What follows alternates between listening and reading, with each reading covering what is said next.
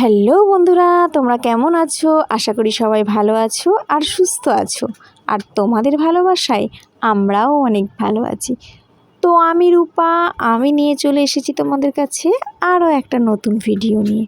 আমার নতুন ভিডিওতে তোমাদের সকলকে স্বাগত।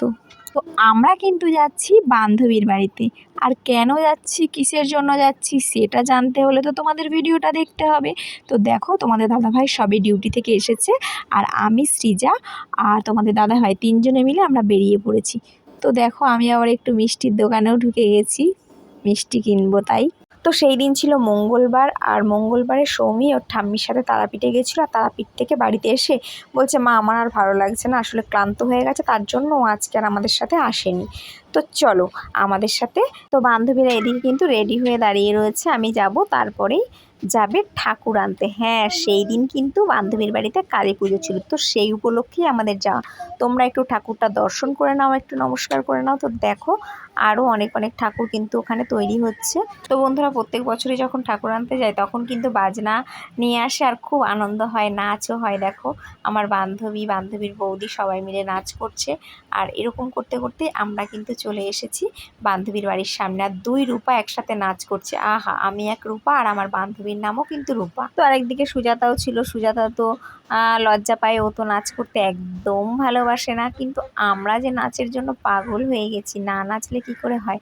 এদিকে পূজা, ওকে কিন্তু ভালোই মিস করছিলাম, আর সঙ্গীতাও ছিল। তো সবাই তো আর সংসারের চাপের জন্য কিন্তু সবাই সব সময় আসতে পারে না। আমার যেহেতু কাছে বাড়ি ছিল, আমি কি করেছি, বাইক নিয়ে ফুট করে চলে এসেছি বর্মশাইয়ের সাথে। বছরে একবার বান্ধবীদের সাথে একটু আধটু দেখা হয়, তো সবাই মিলে দেখো একসাথে ছবিও তুললাম, আবার একটু ভিডিও করে নিলাম। আর সৃজা মা আমার ক্যামেরার সামনে পেলেই তার হাই করা চাই। তো চলো। তো এবার উপরে ঠাকুরটা রেখেছে, উপরে খুব সুন্দর একটা ঘর করেছে। তো আমি এখনও কিন্তু দেখিনি, আমিও দেখবো আর তোমাদেরকেও দেখাবো। তো চলে এসেছি সেই ঘরে, আর এই যে আমার একটা বান্ধবী রূপা। তো দেখো, আমরা চলেও এসেছি, ঘরটা কিন্তু খুব সুন্দর করেছে, আমার কিন্তু বেশ পছন্দ হয়েছে। আর বন্ধুরা, তোমাদের কেমন লাগলো সেটা কিন্তু জানাতে ভুলো না। তো দেখো, আমি রূপা সুজাতা সবাই মিলে ছবি তুলছিলাম, ভিডিও তুলছিলাম, আর আমার বর্মশাই ওদিকে উকি মেরে মেরে দেখছিল যে এরা বান্ধবীরা মিলে কি করছে। আর রূপার আনন্দটা দেখে হাসছিল আমার বর্মশাই। তো বান্ধবীর বাড়ির কাছেই যেহেতু বাপের বাড়ি, তাই মায়ের সাথে একটু দেখা না করে আসলে কি করে হয়, তাই তো আগেই মায়ের সাথে দেখা করে এসেছি। কিন্তু বোনের বাড়িতেও কাছে, কিন্তু বোনের বাড়ি যাওয়া হয়নি। তাই তো বোন পরে শুনে একটু রাগ করছিল। আমি বললাম, সোনা বোনু আমার, যাবো ঠিক এক সময় গিয়ে ঘুরে আসবো। তো দেখো, এখন কিন্তু প্রতিমা বরণ শুরু হয়ে গেছে, আর আমাদেরও কিন্তু বাড়িতে যাওয়ার সময় চলে এসেছে। কারণ আমার বড় মেয়েকে তো রেখে এসেছি, আর ছোটো মেয়ে আমি আর তোমাদের দাদাভাই এসেছি, সেটা তো প্রথমেই তোমাদেরকে বললাম। আর তোমরা কিন্তু অবশ্যই জানাতে ভুলবে না আমার এই ভিডিওটা তোমাদের কেমন লাগলো।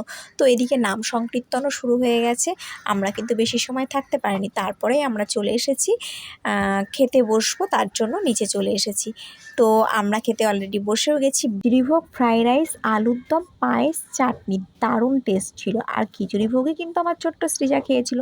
তো আমরা এখন বাড়ি চলে যাব। টাটা, তোমরা ভালো থেকো আর সুস্থ থেকো।